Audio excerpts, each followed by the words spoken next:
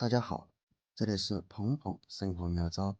万万没有想到，用口罩把钢丝球这样给它捆绑起来，作用居然这么厉害，放在厨房中解决了家家户户的大烦恼，真的太实用了。快跟着视频来看一看是怎样用的吧。像这种一次性口罩，相信家里面的存货还非常的多吧。然而，口罩它有保质期，过期以后，很多朋友就会将它给扔掉。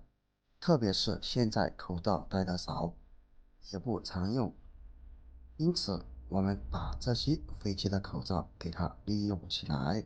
而钢丝球，我们每天都会用到它，它是我们厨房中洗碗的必备工具，洗碗、刷锅等等。然而，一到了秋冬季节，用钢丝球洗碗手上打湿，不仅会特别冷，还油腻腻的，特别难受。今天就把它和口罩放在一起，可以轻松的为大家解决这个问题。首先呢，我们先把口罩给它剪开，这里我们只需要用上2根挂耳绳。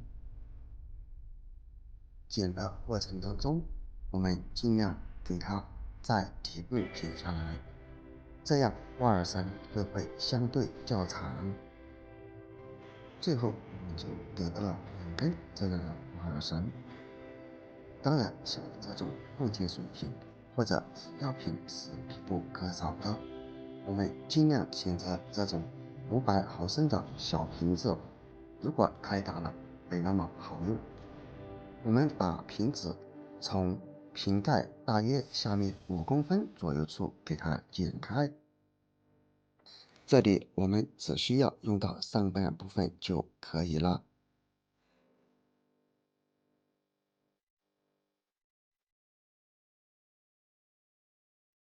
剪好以后，我们可以看见剪口处是非常的不平整。不要看塑料瓶比较柔软，其实也挺锋利的，所以我们还得把这些多出来的尖刺儿给它修一遍。接下来我们再用打火机给它烧一烧，烤一烤，可以将上面没有被修整平整的倒刺儿给它烤掉，以免划伤手。当然，这里我们火一定要开到最小，如果开大了，矿泉水瓶就会被烧焦，导致变形。像这样就可以了，用手摸一摸，非常的平整。接下来我们盖子拧下来，这里需要在盖子上面给它钻2个小孔，以方便我们后面的操作。钻孔的时候用力不要过猛，否则瓶盖就会被划破。放上2个这样的小孔就可以了。钻好孔以后放在一旁备用，然后将准备的所有东西都拿出来，先将挂绳一端给它打上一个死结，这里我们尽量给它打好一点，因此我们给它打上2次，这样一来时间就容易脱落。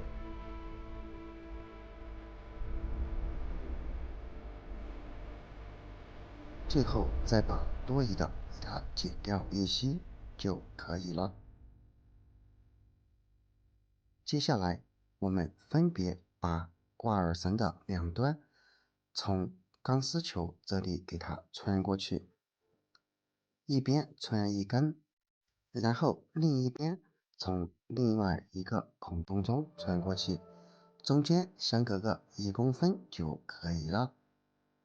因为钢丝球它硬度特别高，在穿的过程当中一定要小心，不要刺伤手。穿过来之后，我们再次给它拉紧，最后从瓶口处把花儿绳的两端这样穿过来，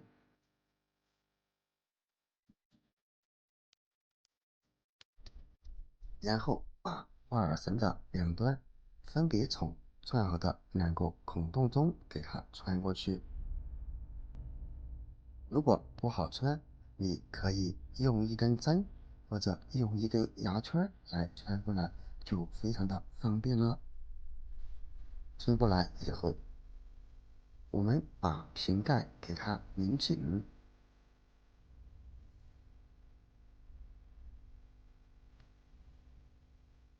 接下来把钢丝球一边往瓶子中塞，一边用力拉挂耳绳，拉得越紧越好，当然不要拉断了。